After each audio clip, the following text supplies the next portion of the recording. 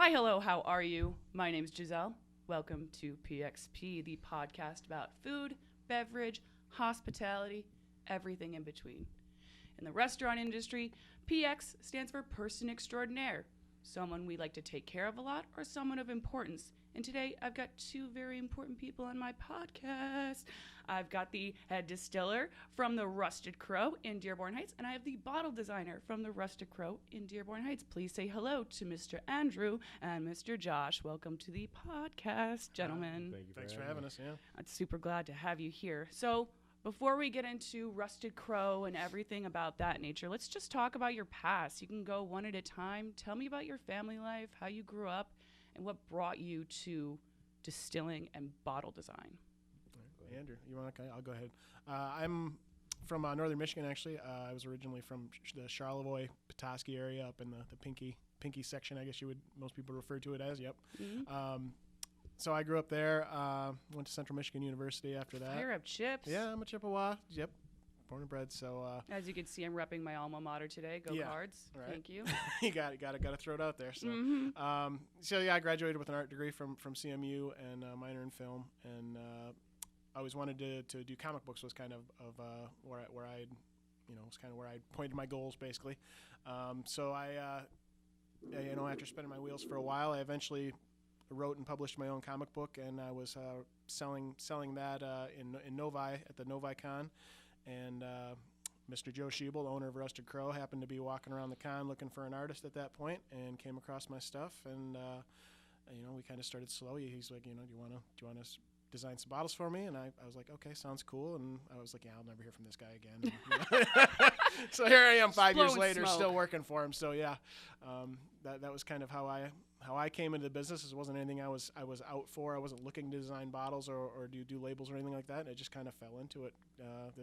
That's life, right? You fall into stuff sometimes. Oh yeah, the best things just fall into your lap. Yep. So that's how I ended up here, and kind of been learning as I go. And Joe is an art guy too, so he's my art director basically, and he keeps me on the path, and we go back and forth about design and stuff. So we're a team on the projects, and that's kind of my short version of the story, I guess.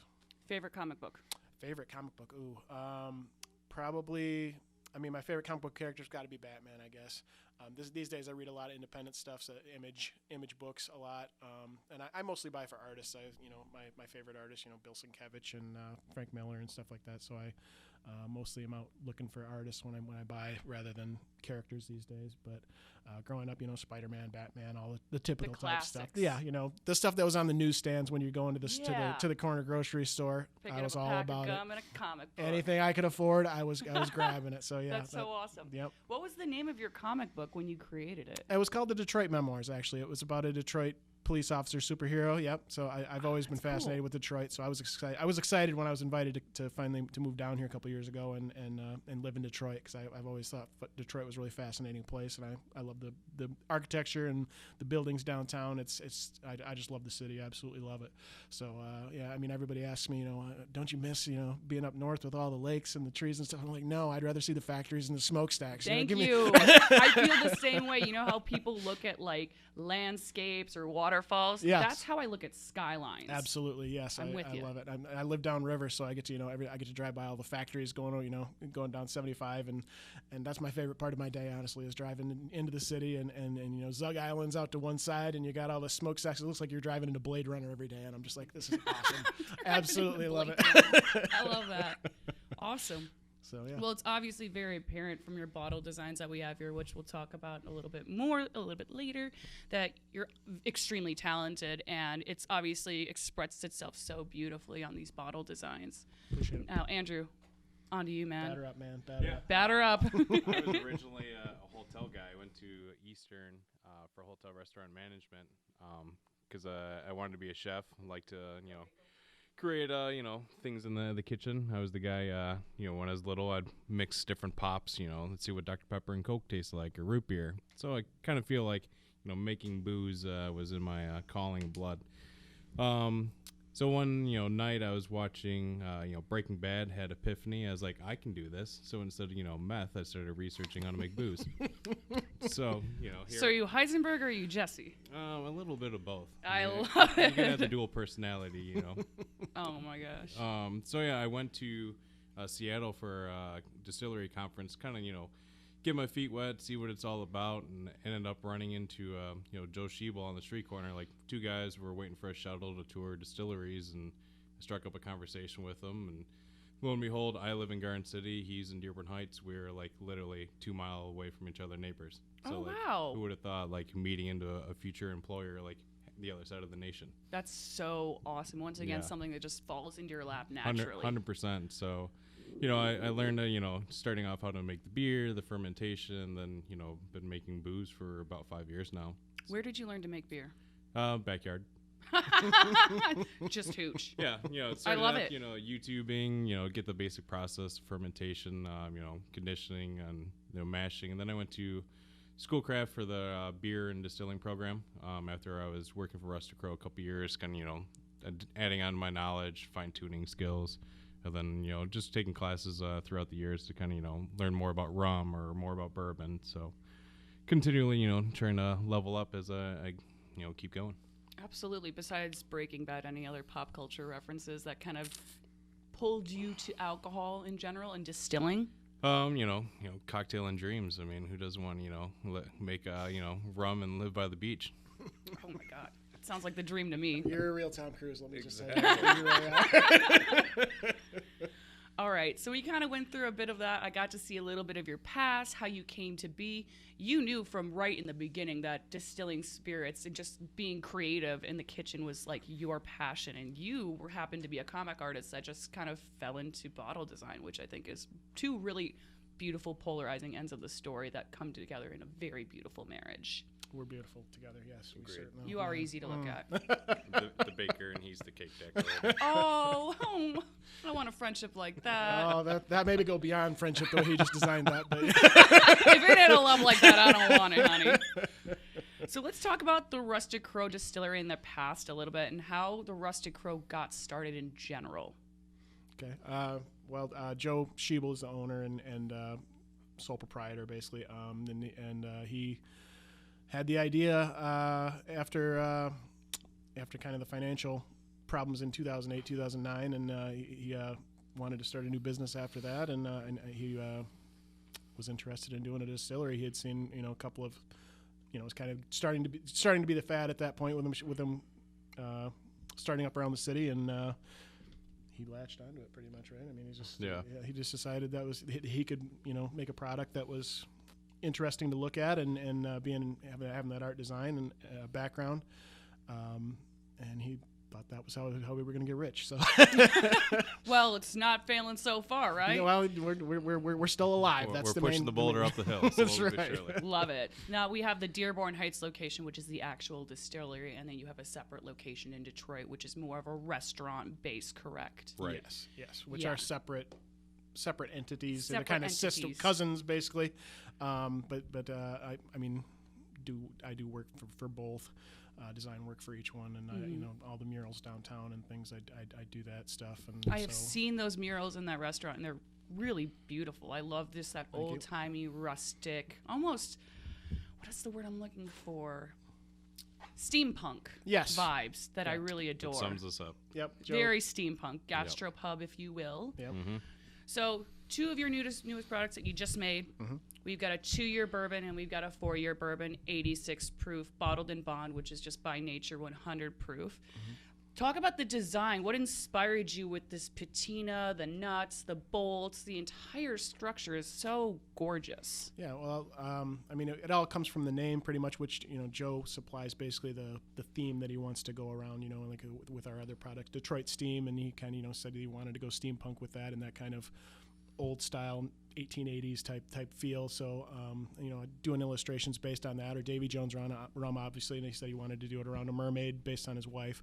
So he kind of gives me the jumping off point for that, and then from then on we'll go into sketch mode, basically, is what it comes out to, where it's just I throw as many ideas at him as I can, and from there, it's a matter of deciding what's realistic, basically. Which with this one, we had no idea what was going to be realistic. We pushed the boundaries as hard as we could with this bottle. This is so ambitious. And it was. It really was, and it was expensive too to get it all done. To make it work. So it was, at that point, it was, you take that Rust Belt idea, which as I was, as I was saying earlier, I really love the Detroit rusty, factories and things of that nature. So it was right up my alley, and it was how to capture that feeling.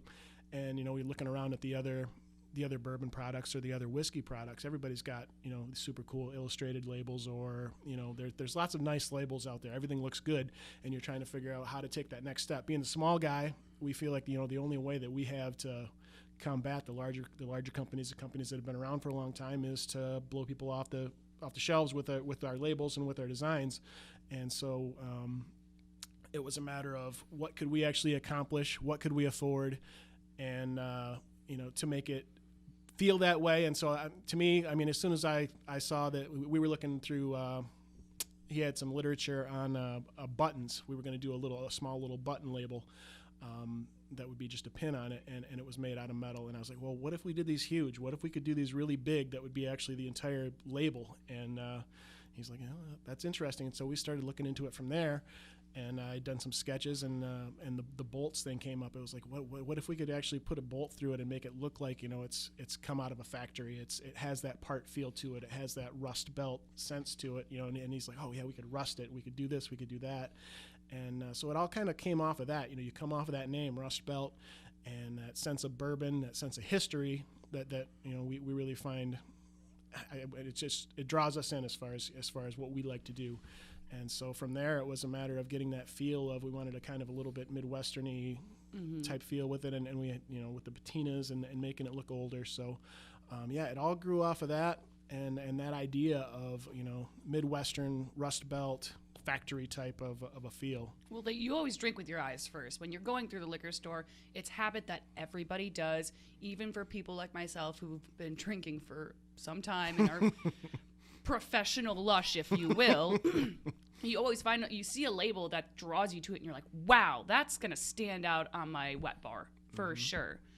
Great job on that. Absolutely adore. So let's move on and talk a little bit about the distilling process. So we have a 2-year and 4-year. Let's talk about your oak for a second. What do you use? So it's a New American Oak from Calvin Cooperage. So they're large cooperage. Large format, small format. 53 gallon, char number 3. So the same cooperage that's supplying Rabbit Hole, a lot of the bigger Angel's Envy.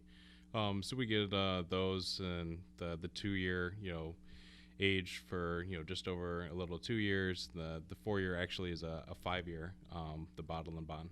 So, it took us a little longer to get the product out.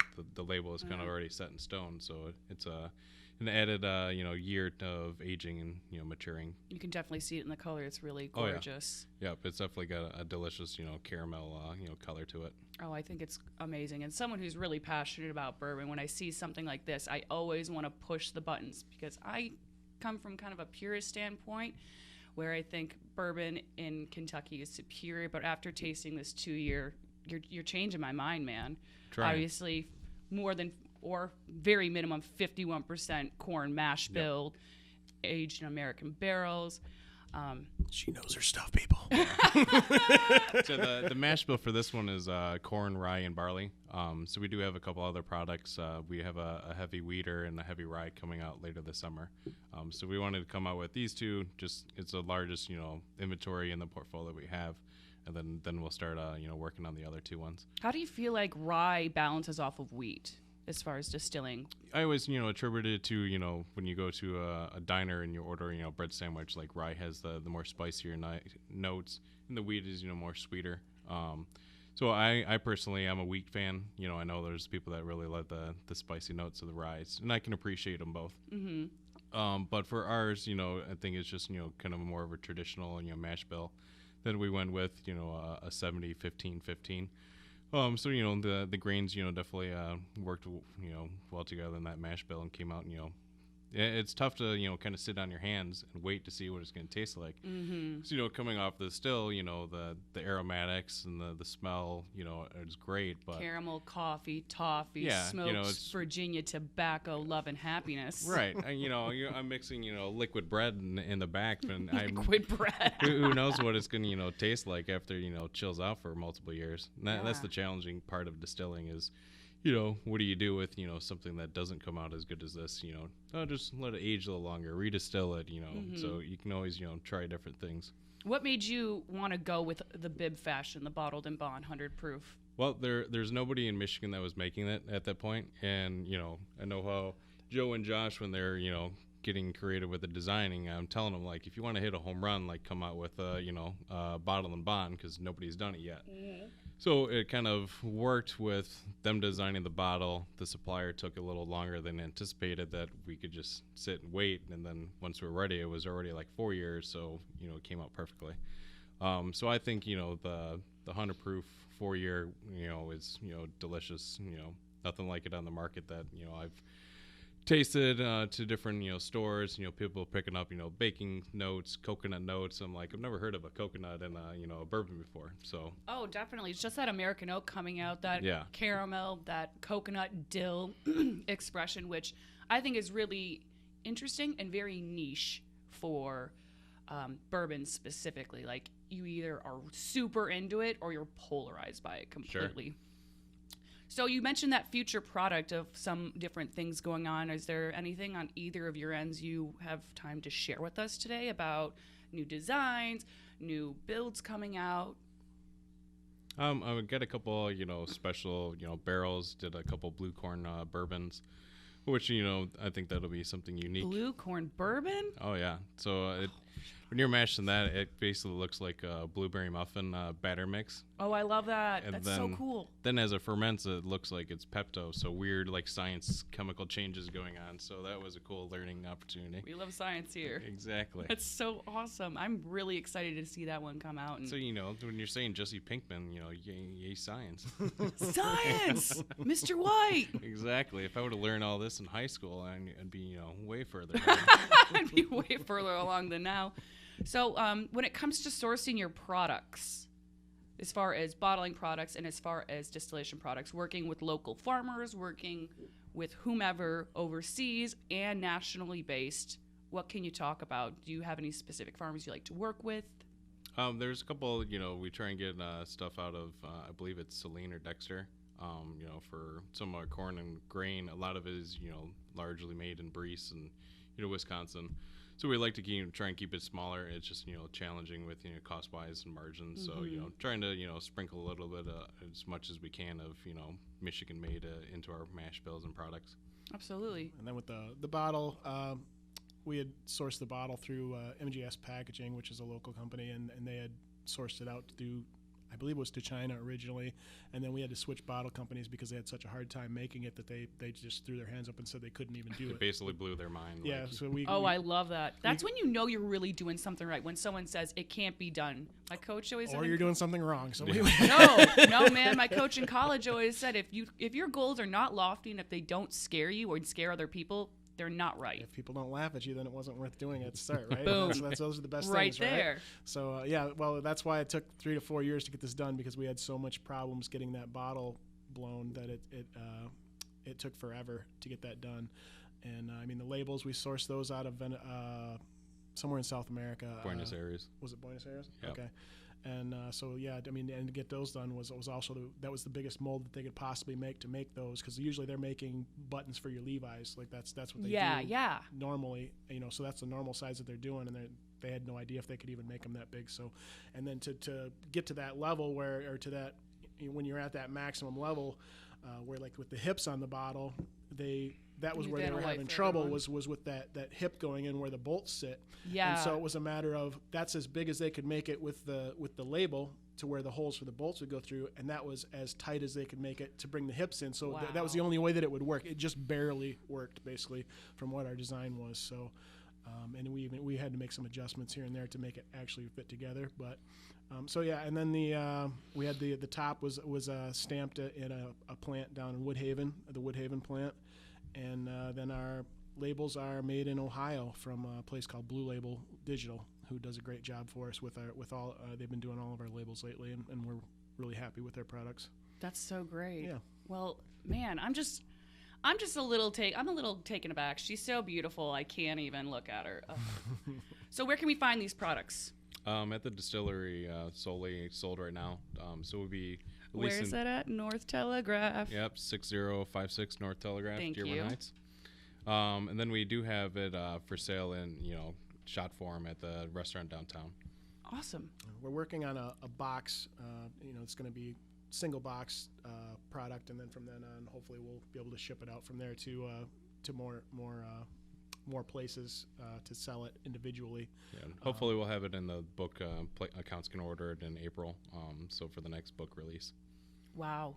That's going to be huge for Yeah. you guys. That's going to be a giant step, because I know a lot of restaurants carry Detroit Steam and Davy Jones and a couple of your other products already. So to bring it up to just a little bit more of a refined level is sick. Mm-hmm.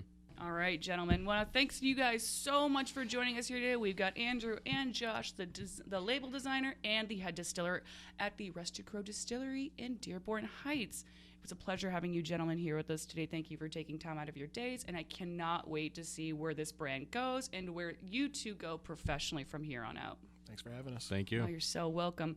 Thank you so much for joining us again on PXP. My name is Giselle. Let's drink again soon.